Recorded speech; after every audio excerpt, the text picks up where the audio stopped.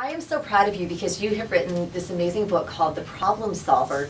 And just for people who don't know you, let me just read your bio in the back. It says, Tom Gehring is a lawyer with offices in Santa Monica, California. He is the author of Settle It and Be Blessed When You're in the Fight of Your Life. And that's a fantastic book too, by the way.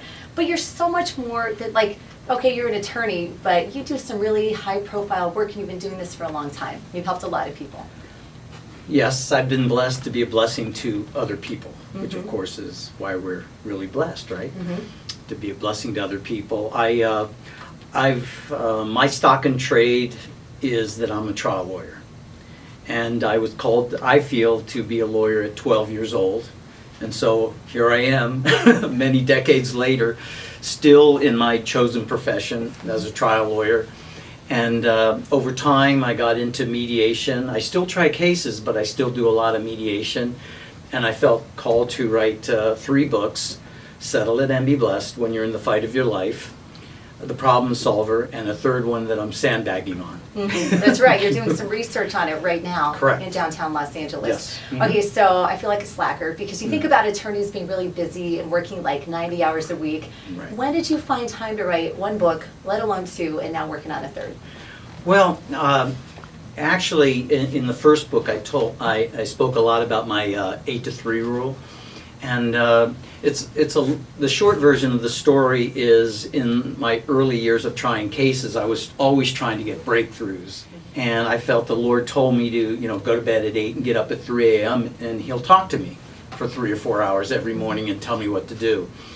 And so to make a very long story short, that was my way of getting breakthroughs on cases, on trials, and frankly, any problem I wanted to solve in my life. So did you have this like urge in your heart to write this book? Because I think you're very inspiring to like the guy who's an accountant and suddenly he wants to act and he's going to go for it. Because Right. I mean, these are 2 careers that you don't always normally think about as going together, especially because you're not in this book really writing about the law. I mean, there's an element of it in there. Why go through all the time and the challenge of that and put this out there? Why did you feel like it had to be written or the story had to be told?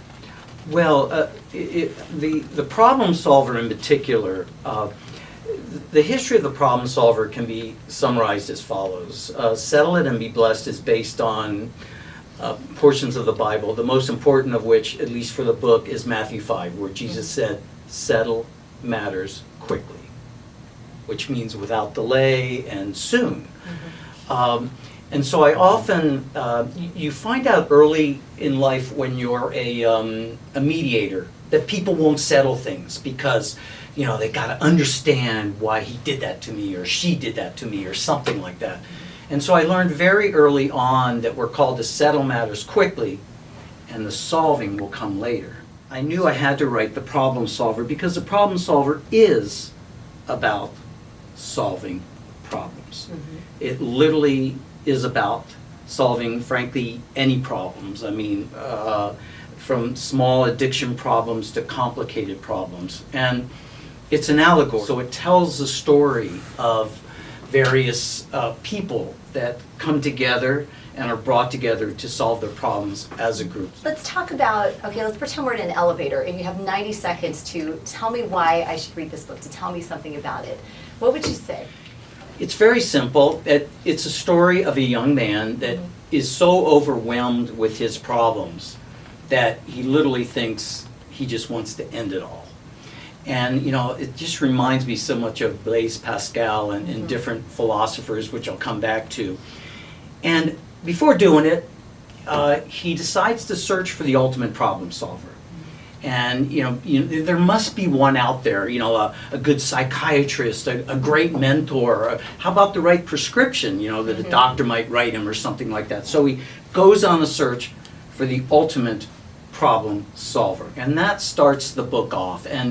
And he finally hears from some of his friends about, well, there is this guy down at the courthouse that helps people solve problems. Indeed, he's called the problem solver. So you should go talk to him. And so he goes down to the courthouse on a Monday morning at 8 a.m., gets in line, and as he's going up the elevator, the problem solver happens to be in the elevator. And so he looks at the person and says, Lara, listen, I'll talk to you, but before we go much further, you have to answer one question first and make one decision first. Are you going to solve your problems on your own strength, or are you going to solve them on God's strength? In fact, Lara, make that decision and come see me on Friday. Would you do that? And the person said, oh my gosh, I mean, I can't see you today. What do you mean, make that decision first? And that's how the story develops. Ooh, and it's so good. And I have to tell you, I had no idea how it was going to end up. And I love that there are all these different characters and all these different storylines, but they're just woven together really, really well. You're a really good writer, Tom. And there was so much in this that I thought applied to real life. I mean, you don't walk away from it going, well, that was just a great story and move on. I like that there's some real practical things in here. And what would you tell somebody maybe that's thinking about picking up a book like this? I mean, if somebody has something that seems really just insurmountable in their lives, are they going to find something that could help, even though this isn't a traditional self-help kind of book? If you don't mind me going back to quote Blaise Pascal, he said something that's so profound, it's still quoted, 400 or 500 years later. Pascal lived in mid-1600s.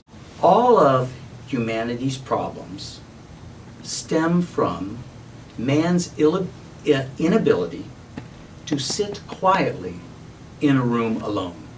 My point about all of that is that when, with all my work at the Dream Center, my charity outreach, do you realize that when you help people solve their problems, you know what we're doing. You know, Lara, what we're doing. We are basically leading them to God.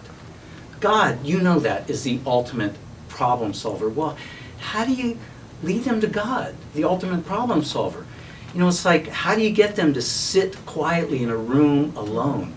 So in the problem solver talks a lot about that, and it's from my work at the Dream Center, to get somebody to sit quietly and turn, let's say, 50 minutes over to God and just really just stop, spend 50 minutes with the Lord and be quiet about it.